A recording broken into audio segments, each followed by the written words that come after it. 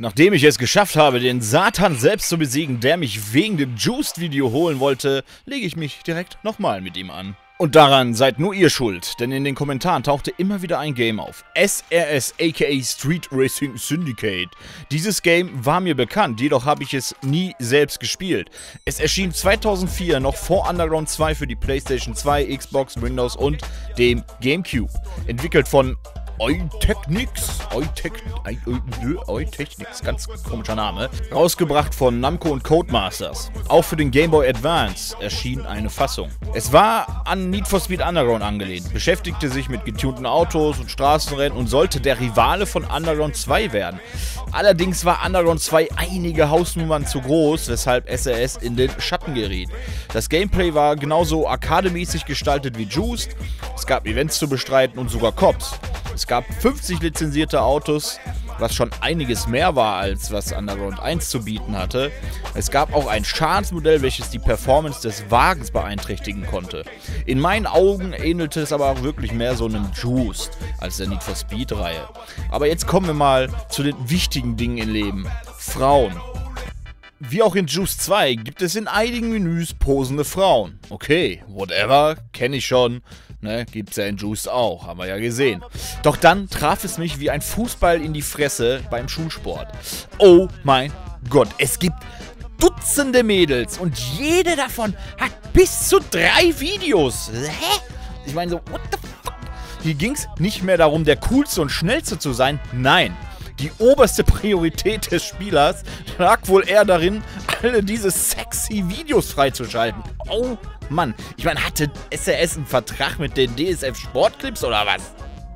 In bis zu 3 verschiedenen Outfits tanzten die Mädels dir was vor und ich will gar nicht wissen, wie sehr die Taschentuchproduzenten dem Release von SRS entgegenfieberten. Die Spieler mussten Respekt-Challenges gewinnen, um die Mädels klarzumachen, wodurch dann eben die erwähnten Videos freigeschaltet wurden. Eine Art Soft-Racing-Simulator. Ernsthaft, schaut's euch an. Eine ganze Bibliothek von Frauen. Ich glaube, es besteht kein Zweifel daran, dass, wenn sowas heute erscheinen würde, die ganzen jammernden Choleriker-Bubbles komplett eskalieren würden. Ein Let's Play, was alles zeigt, könnte man vermutlich nur noch auf YouTube hochladen oder auf Twitch. Aber okay, beruhigen wir uns etwas. Noch eine Sache am Rande, laut Wikipedia. SRS erhielt zunächst Veröffentlichungsunterstützung von 3DO. Während sich das Spiel noch in der Entwicklung befand, meldete 3DO allerdings Insolvenz an und versteigerte Street Racing Syndicate zusammen mit seinen anderen Vermögenswerten. Namco erwarb SRS für 1,5 Millionen US-Dollar. Also gab es da wohl auch Schwierigkeiten, was sich vielleicht auch ein bisschen auf die Entwicklung ausgeübt hat. Ich meine, im Großen und Ganzen schien SRS ein stabiles Spiel zu sein. Wie gesagt, es ähnelte sehr den Juiced-Spielen. Die Steuerung war halt, wie gesagt, sehr arcade-lastig. Im Vergleich zu Underground war es halt schon etwas schwächer. Aber Need for Speed und EA, da steckt auch, wie gesagt, viel mehr Geld hinter natürlich. Das muss man natürlich berücksichtigen. Aber so als Fun-Racer war, glaube ich, das Spiel schon ganz cool. Ich werde es auf jeden Fall irgendwann mal versuchen ranzukriegen, dass ich das auch mal spielen kann. Hat auch nichts mit den Videos zu tun. Es ist aber auch einfach wieder ein Paradebeispiel dafür, wie es damals war und auch teilweise heute noch ist. Geile Autos und Frauen. Irgendwie gehören die einfach zusammen. Man kennt es halt kaum anders, wenn man aus dieser Zeit kommt. Ich habe es auch immer wieder live erlebt damals, sei es beim BMW-Syndikat oder andere Treffen. Ne? Ich meine, ich habe auch schon Horrorvorstellungen gesehen, als die Mädels, so, zum Beispiel da war mal so ein Audi auf so einem Festival, der wurde gewaschen und ja, dann kam die Sonne raus und oh mein Gott, die Motorhaube war voller Schlieren, oh Gott. Aber gut, passiert halt, wenn die sich da drauf rumrekeln und da irgendwie rumwaschen, ohne zu wissen, was sie eigentlich genau machen. Da zählt da am Ende nur die nackte Haut, ne? Und ja, so ist das halt. Heutzutage wird es dafür wahrscheinlich massiv Schläge geben. Es gibt ja hier so viele verschiedene, ich sag immer nur Bubbles. Ich will die gar nicht beim Namen nennen, bevor die mich hier stürmen. Ist mir aber auch egal. Und es wird wahrscheinlich durch die Medien gehen. Dieses Spiel, Frauen, sexistisch, das geht ja gar nicht. Wie kann man nur, bla bla bla bla. Ist leider so.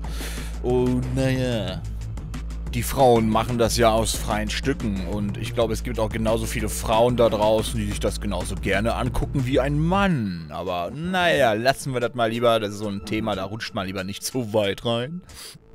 Um zum Spiel zurückzukommen, ich denke, auch wenn ich es nicht gespielt habe, hätte es mir wahrscheinlich doch aber auch gefallen, weil ich habe Juiced auch gerne gespielt und so ein großer Unterschied besteht da eigentlich gar nicht. Die Steuerung, ja, das ist halt eine Gewohnheitssache. Man spielt es halt trotzdem. Gut, der Nitro-Effekt, der sah ein bisschen merkwürdig aus, aber ansonsten, glaube ich, ist da kein großer Unterschied. Und ja, ich glaube, das ist schon eine stabile Nummer. Also ich verstehe, warum viele Leute dieses Game in Erinnerung haben und es erwähnt haben. Deswegen bin ich auch gern darauf eingegangen, habe jetzt dieses Video gemacht. Also es war auf jeden Fall ein Highlight für mich, die Tiefen von SRS zu erforschen, ja.